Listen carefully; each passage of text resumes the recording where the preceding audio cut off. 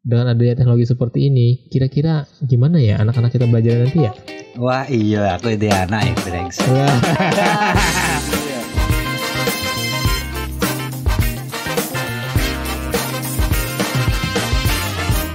Assalamualaikum warahmatullahi wabarakatuh. Selamat datang di Nasihat Om. Iya, tes. Kita cek. Sekarang kita mau ngobrol-ngobrol santai dengan Om Kevin. Ngapain Pak? Aduh. Ini gak usah ditayangin ya Mas? Ditayangin dong. Orang tuh pengen tahu di balik semua set, semua editing yang katanya tanpa edit itu, yang smooth itu, ada orang ini di balik itu. Nah, produser kami yang paling kece ya. Enggak biasa aja Mas. Biasa aja lah. Kita nggak ngomongin yang lain lah. Kita ngomongin apa Mas Ang? Masalah edit mengedit.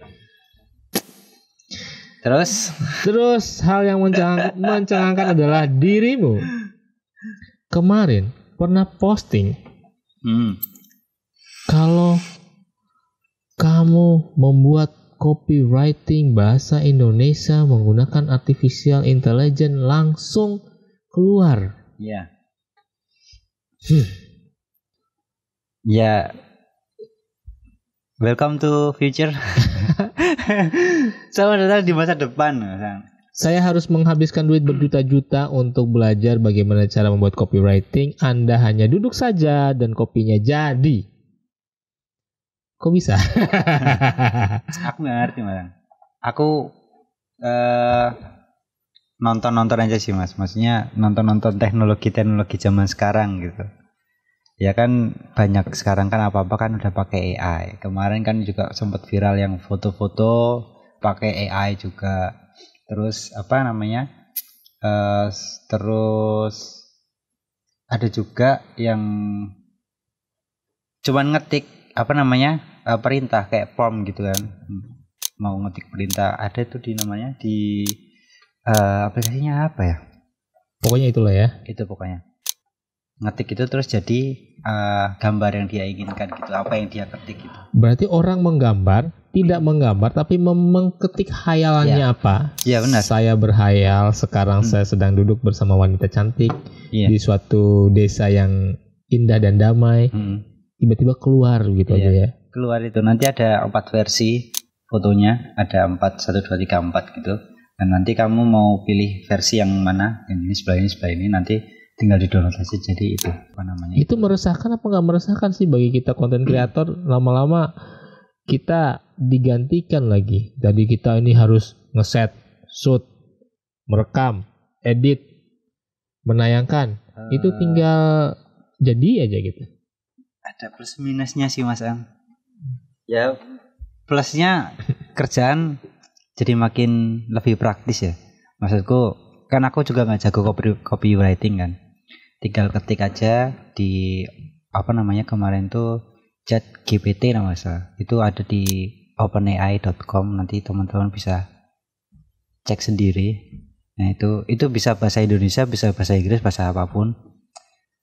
Tinggal ketik aja di situ nanti bisa keluar. Aku juga contoh perintahnya kamu kan aku ngelihat kamu butuh copywriting buat sebuah iklan mobil gitu ya. Iya, kemarin buat iklan mobil. Buat iklan mobil ya. Tiba-tiba dia itu jalan sendiri, dia langsung menceritakan mobil ini cocok untuk keluarga yang gini-gini. Kenapa dia bisa mengeluarkan itu? Kamu perintah apa sih di aku cuman aku bilang berikan aku copywriting tentang mobil ini gitu, mobil tersebut gitu. Nah, terus habis itu si AI-nya tuh nulis sendiri gitu loh Mas. Mungkin itu AI-nya udah ngebaca dari semua sumber kali semua sumber yang ada di dunia maya. Iya, mungkin dari ya aku nggak ngerti, mungkin dari Google atau apa. Kan Google kemarin kan juga sempat iri takut kesaing gitu Mas, karena yang itu lebih canggih gitu. Iya, lebih canggih lah. Kita tinggal minta beri perintah aja. Kayaknya besok anak saya kalau misalnya ujian matematika terus tinggal tulis soalnya terus dikerjakan biasa gitu ya. Apakah udah ada ya? Pak, udah ada Pak. Alah. Misalnya ngetik apa ya? Aku pernah ngerjain punya adikku soalnya. Jadi adikku itu dikasih tugas SMA kan. dikasih tugas online gitu kan. Terus dia nggak tahu jawabannya, tinggal aku cari di Google pertanyaannya apa, terus sama jawabannya apa, udah Mas. Itu dari nomor 1 sampai nomor 30 itu jawabannya benar semua. Benar semua. Berarti bisa menghilangkan bimbel-bimbel yang ada, bisa. Mempraktiskan semua kunci jawaban. Iya Mas. Bahkan soal ujian. Bahkan ini Mas, kan pernah ada bikin apa namanya pertanyaan lewat Google Form, kalau nggak salah. Ada itu kan, Google Form. Terus bikin pertanyaan. Nah, di Google Form itu nanti kalau misalnya kita aku lupa namanya apa, tapi tinggal ya nanti skripnya tuh keluar semua gitu loh. Nah nanti tinggal dikasih perintah aja, aku lupa perintahnya apa, itu nanti udah diisi sendiri sama AI-nya itu. Bukan diisi sendiri, nanti itu keluar jawabannya sendiri. Keluar jawabannya sendiri. Kalau mau jawaban apa langsung keluar aja. Dan itu yang benar. Jadi tinggal di skripnya itu nanti ditambahin apa aku lupa, terus di enter. Nanti jawaban yang ada di Google Form itu ABC-nya itu udah ada kayak pilihannya itu loh, yang kita pilih itu, yang hitam-hitamnya ada itu benar semua. Ya kami kan yang om-om kayak gini kan dulu ceritanya dulu kami tuh belajar namanya matematika dasar. Ada kalkulus dasar, kalkulus, lalu ada matematika industri. Apa jadinya sekarang ini, dulu kami dapat C, sekarang itu kalau ada dosen buat soal apapun, kami harus mati-matian belajar. Ujian ulang pun dapat C gitu, saking susahnya. Dengan adanya teknologi seperti ini, kira-kira gimana ya anak-anak kita belajar nanti ya? Wah iya, aku ide anak ya brengsek. Nah, gimana kita harus mengajari? Berarti yang kita harus ajari ke mereka bukan lagi yang seperti, tapi bagaimana cara menggunakannya biar tepat sasaran ya? Iya sih Mas, maksudnya didampingi wae sih Mas. Jujur anakku sekarang lebih dia berbaur dengan televisi ya, karena kalau aku kerja, istriku nanti masak segala macam, kadang anak sendirian pasti nonton TV, nonton YouTube pun pasti itu juga yang ABCD itu Mas. Yang alfabet lah. Ya. Yang A kokot nanti melon, ting ting. melon, terus alfabet segala macam yang ABC gitu kan, biar dia ngerti. Nah, aku paling dampingin aja Mas ketika ini A gitu. Brengsek sebenarnya gitu ya. Ya mau nggak mau akhirnya kita harus hidup berdampingan dengan itu. Hidup berdampingan dan mengarahkan yang tidak. Ya kita sebagai orang tua mau menyembunyikan yang susah juga. Susah juga melarang ya, zaman sekarang nggak susah. Kayaknya sih kalau ada tontonan atau apapun kita bisa memberitahu bahwa ini yang dilakukan salah.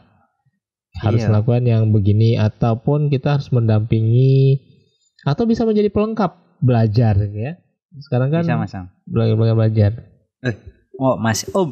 Kebiasaan. Om.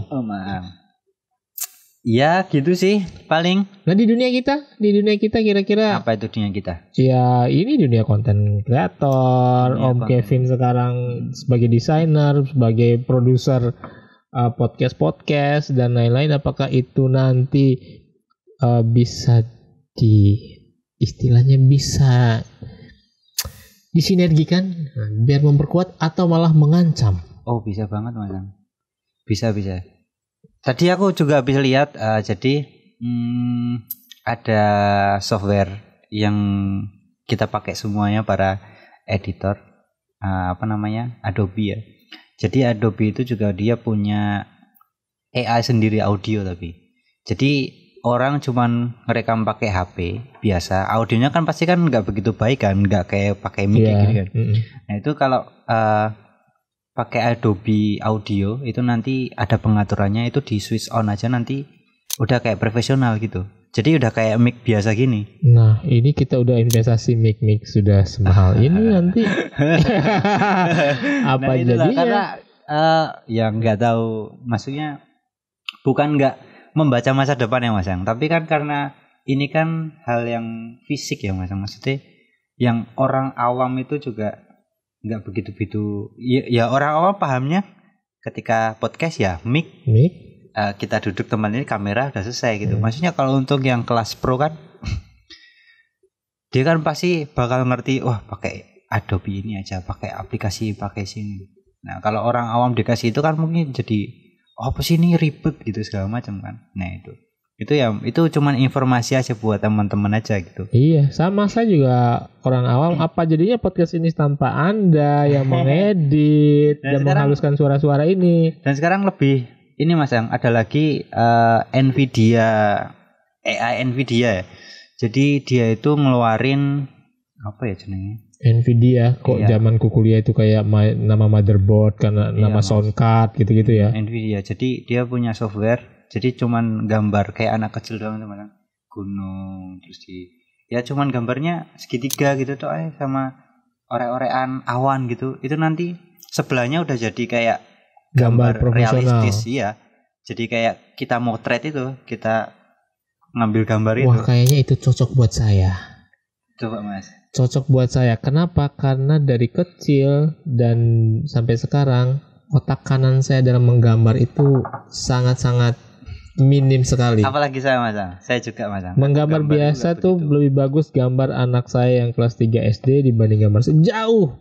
Dan mungkin satu rahasia yang tidak pernah terungkap adalah dulu waktu ujian kelulusan SMP ada muatan lokal menggambar, saya dijokiin oleh anak kelas 6 SD. Aduh mohon maaf Pak Guru, Bu Guru, bukan kenapa-apa ya, karena itu bukan gimana ya. Jadi ada 2 kecurangan saya dalam belajar. Apa itu? Semuanya berhubungan dengan menggambar. Ujian kelulusan muatan ada dulu muatan lokal ya, zaman-zaman ini kan ada menggambar. Dikasih gurunya minta ujian akhirnya menggambar. Tapi gambarnya di rumah. Dan itu dijokiin oleh anak kelas 6 SD. Yang kedua adalah, ya mohon maaf Pak dosen saya. Ngapain? Ujian praktikum dasar gambar teknik 3 dimensi. Nah, itu kenapa? Saya dijokiin oleh teman saya kotre. Pakai SketchUp berarti? Dulu pakai AutoCAD. Oh, AutoCAD. Iya. Banyak Mas, AutoCAD, SketchUp, terus Lumion. Terus apa lagi ya? Lupa aku. Kalau Lumion tuh nanti dirimu bikin bangunan, tapi nanti bisa kayak mini tuh, kecil-kecil tuh Mas. Terus nanti materialnya bisa kecil-kecil. Nanti yang dirimu natanya bisa pakai Lumion jadi kecil-kecil tuh Mas. Jadi langsung jadi kayak 3D tapi kecil-kecil tuh. Nah, keren itu Mas, Lumion Mas. Ya mungkin sih, tapi kayaknya dalam hal menggambar saya lebih suka menulis. Jadi saya lebih suka menulis, berhayal lewat menulis, tidak bisa berhayal lewat menggambar. Aku enggak begitu menulis aku. Bodoh aku Mas. Iya, enggak ada yang bodoh sih. Cuma tidak pintar aja.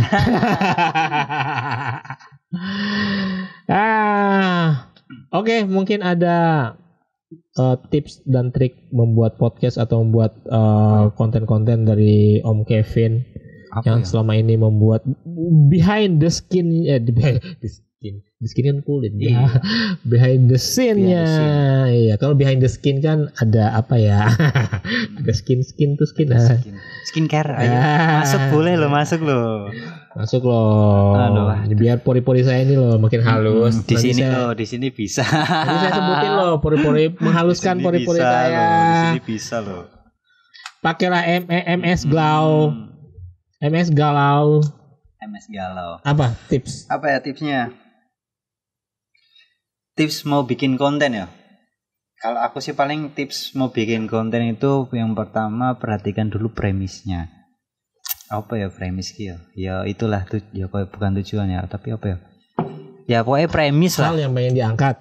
Premisnya itu apa dulu, terus mau ngapain, terus kasusnya apa dulu, keresahannya apa dulu. Keresahan lah ya. Iya, terus berangkat dari situ tuh nanti bakal punya big konsepnya dulu. Iki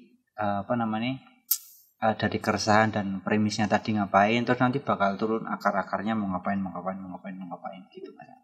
Kalau aku itu sih, itu yang paling simpelnya aja dulu. Yang paling simpel. Dan tambah satu lagi, apa itu? Lakukan. Oh iya, kalau nggak dilakuin ya ngapain? Udah mikir, premisnya ini, konsepnya ini, akar permasalahan ini, tapi nggak dilakuin ya ngapain? Iya, kan kadang kita juga begitu. Oke, terima kasih, dadah.